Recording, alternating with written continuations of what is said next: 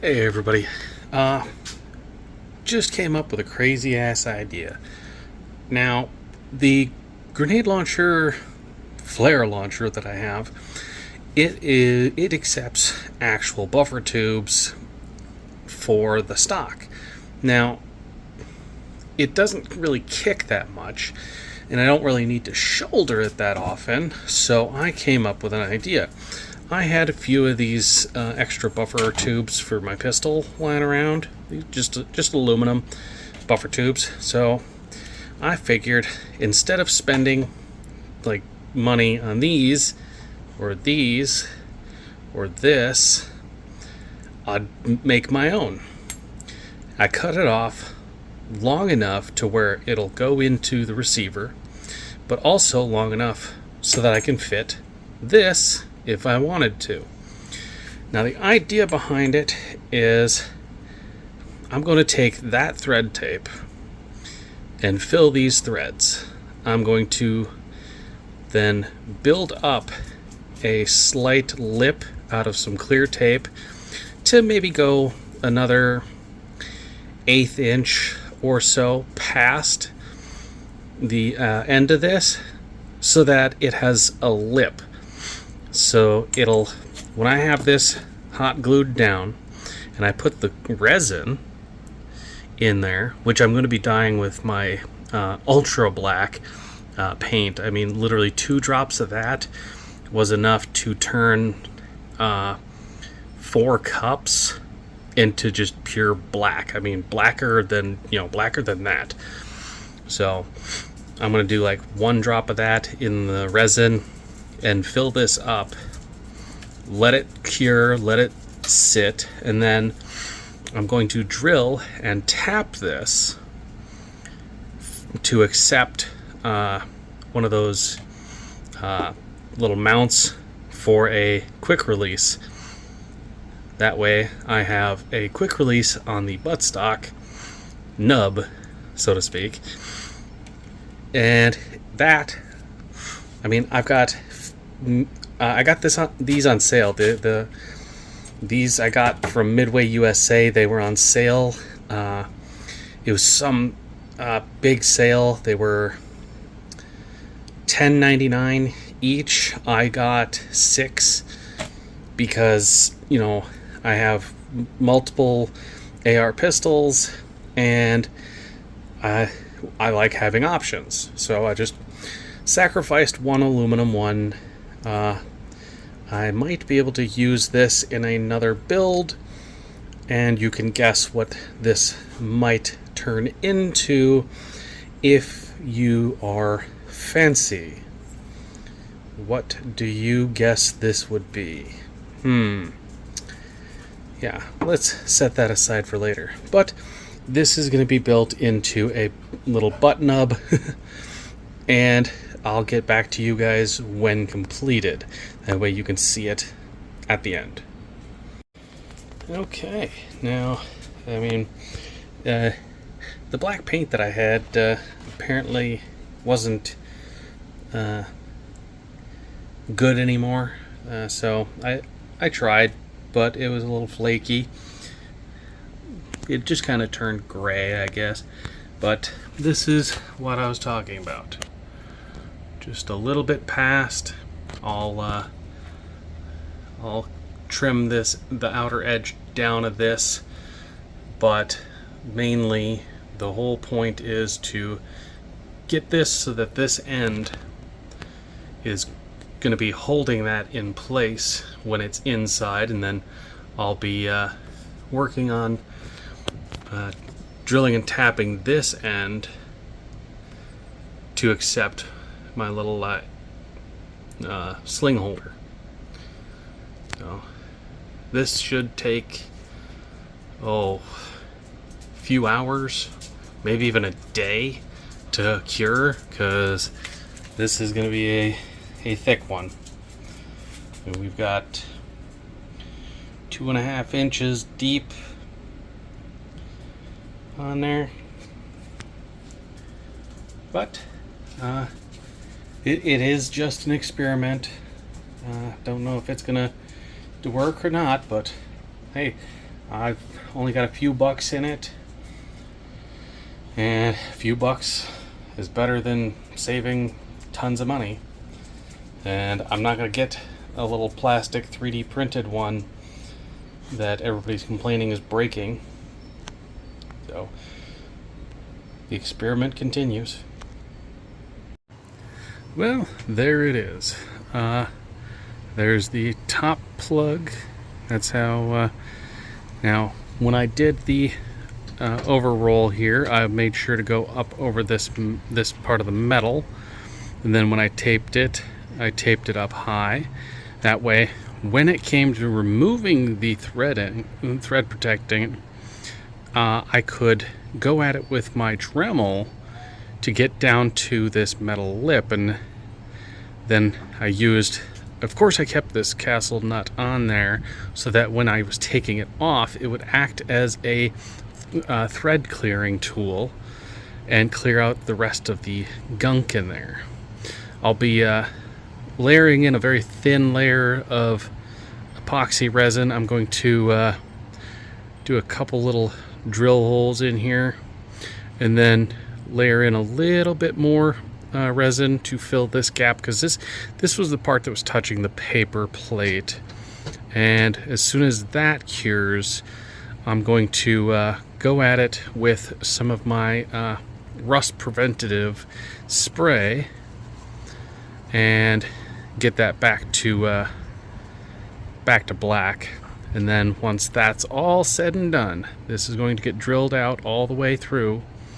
And I'm going to drill a slightly larger hole here that will be the size of the nut and a wrench, or at least the socket head, so that I can tighten it down nicely through that nub.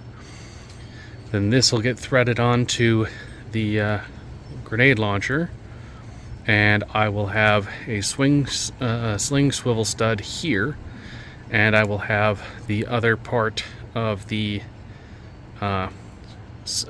buttstock here where it has the sling attachments. That way I have 3 points that I can attach to on the actual firearm, well, other device. And nice, easy, and I've got less than 15 bucks into it, and that's good to go. Next video coming up. Okay, we're almost in the home stretch here. Got a good seal there, and if you can see right here, this lower piece here, this up until this line, that's where I had it to. When I put it all the way in and locked it down with the ring and this, there was still a little bit of room, that little bit right there, and that dropped in enough to where when I set this up on its barrel, I could fill in more with this, and it went around it, because this stuff shrinks slightly when it cures, so it went around it slightly, and you can see the two separate layers, dark layer there and then this layer here. And I did chip one of these grooves, because this is aluminum, that's heavy duty steel, and that's heavy duty steel, so I did chip one, but it still threads in perfectly. You can see a little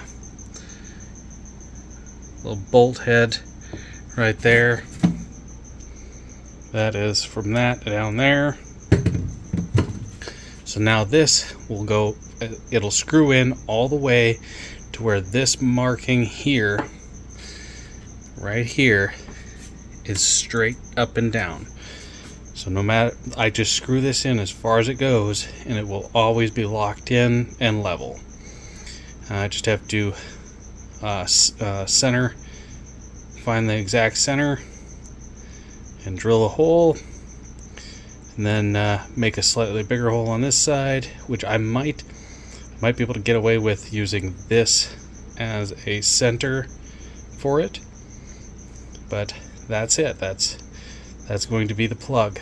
Granted, I still have to paint it. So, but now that I have it completed, what I'm going to do is I'm going to get my Dremel out or some light sandpaper, sand out all these marks and everything, sand this down, give it a nice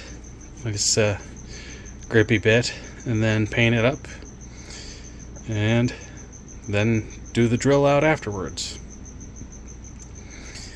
But it's coming along, and then now I'll have the ability to use this or this depending on how I feel that day, how I feel about what I'm going to do carrying this wise. But this was the tool I was waiting on, much smaller end. The one that I have is basically, you see how big or how small that nub is right there, and you see these guys here, how nubby these are, very thin. Okay, so that's the thickness that allows it to go onto the castle nut. The one that I got in the mail is thicker than this part, and it will not. And even the little teeth are way too big on it to go into the castle nuts. All of them. I mean, it's crazy, but slowly getting there. I still have to wait for the other piece to do that, but I got 95% of it done. And here we are, the finale, the end, the finish line. Parts have arrived, and that is the new end. That is the end that I was waiting for. I had to do a little bit of finagling to get it in there. I'm going to have to do a little touch-up paint, but, painting before drilling was my faux pas. But I've got the angled grip come like right over there. It's still in the box. I just haven't gotten around to slapping it on, but angled grip. I have my sling here. Quick attach. Now, that's how that goes. Saved myself a boatload of money. Did it myself. Looks good. Looks fancy. I love the feel of it. I've got this working as it should now. Still got the other two buttstocks. And I'm happy. Well, I'm kind of happy. The exotic ammo still hasn't sent the ammo, so I'm still waiting on that. But that's the completed feature. When it's on the sling, it's hanging between between bottom of the ribs and hip area. I can shorten it if I needed to, but it's nice, it's sturdy, it won't pull out, it's not going to break off.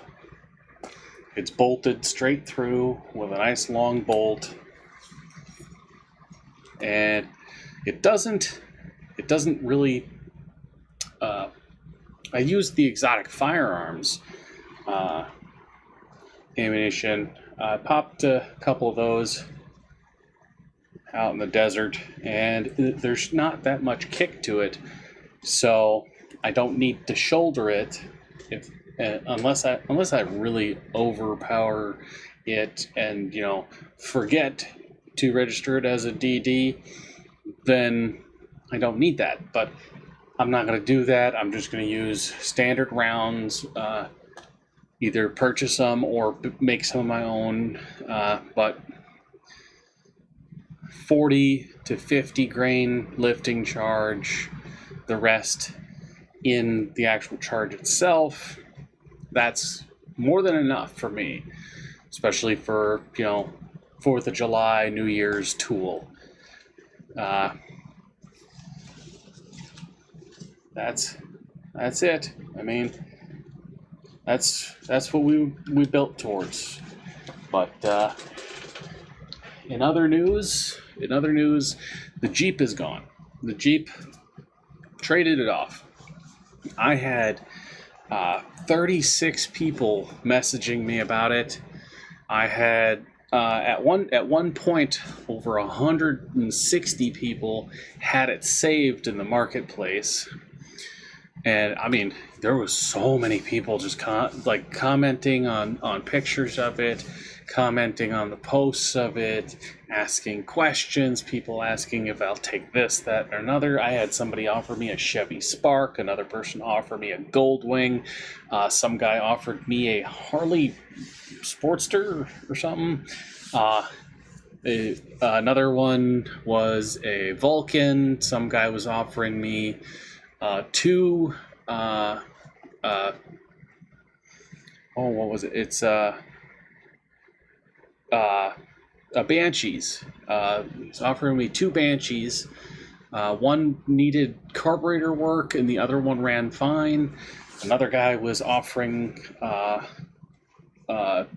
Chevy S10 with no bed, but it needed fuel filter or fuel pump, fuel lines, and the gauge cluster rewired. And it's like there was so much stuff going on. I was like, no,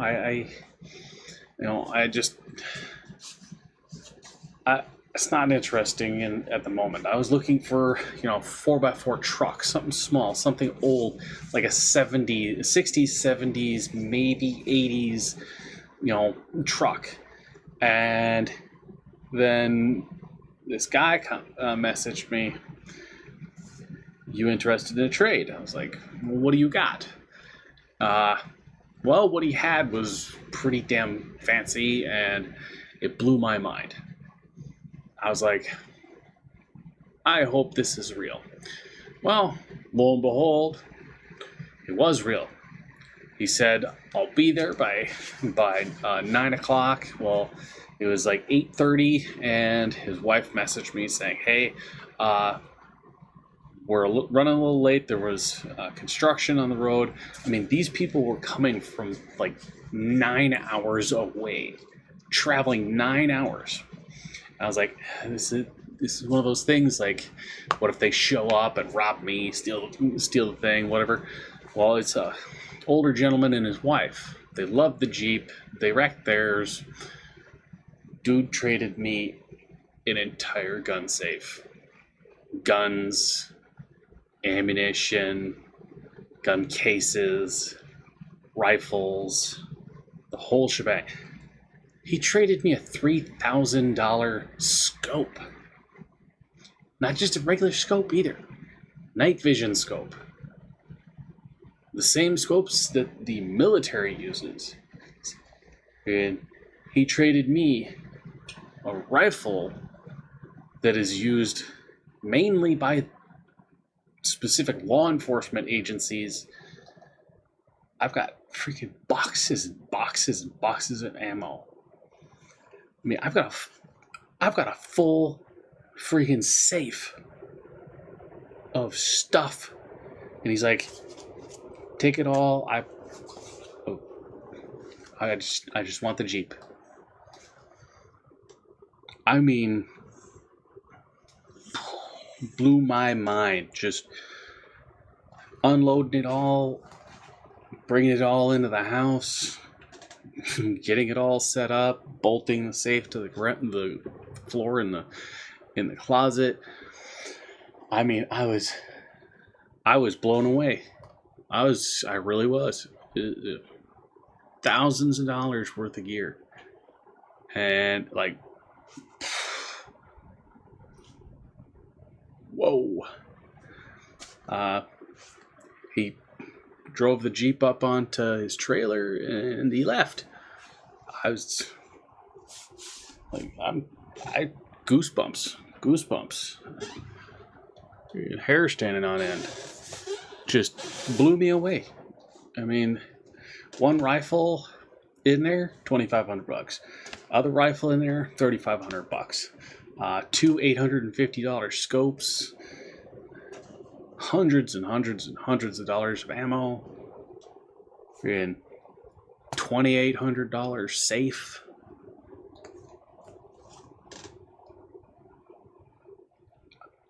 Like in all, it's over 11 grand in stuff traded for that Jeep. And that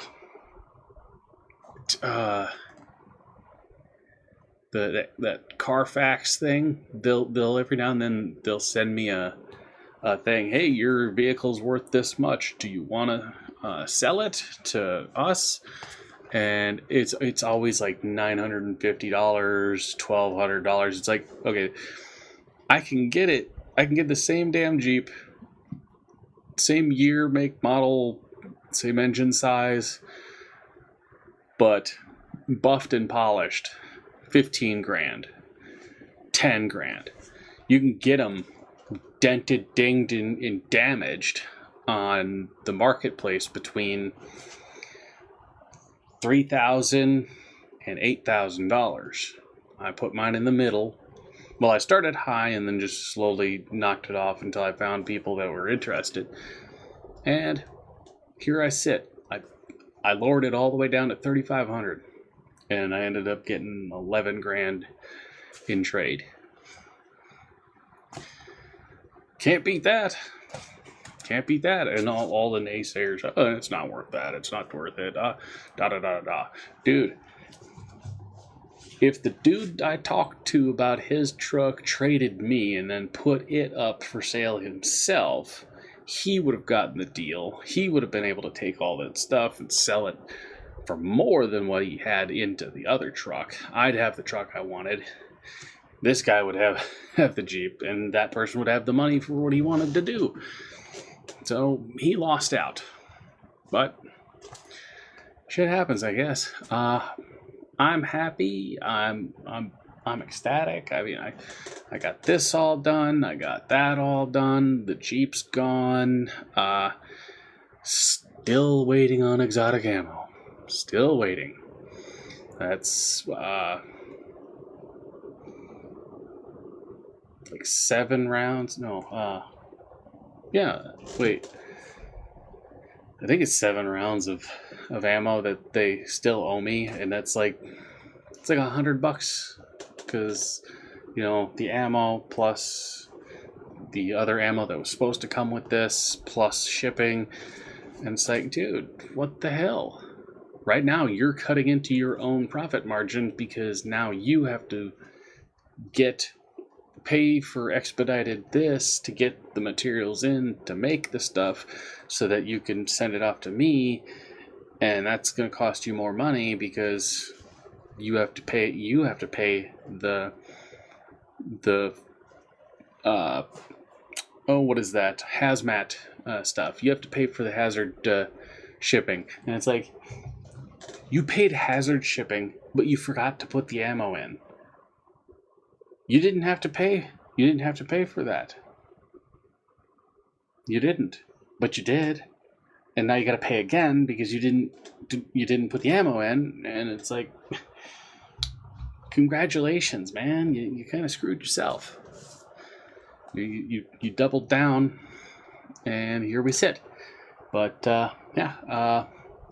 projects are completed.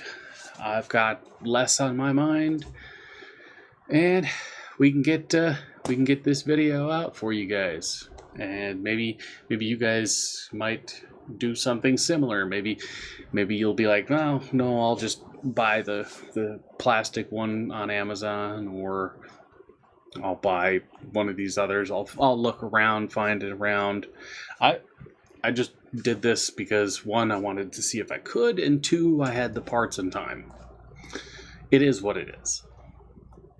But I'll talk to you guys later.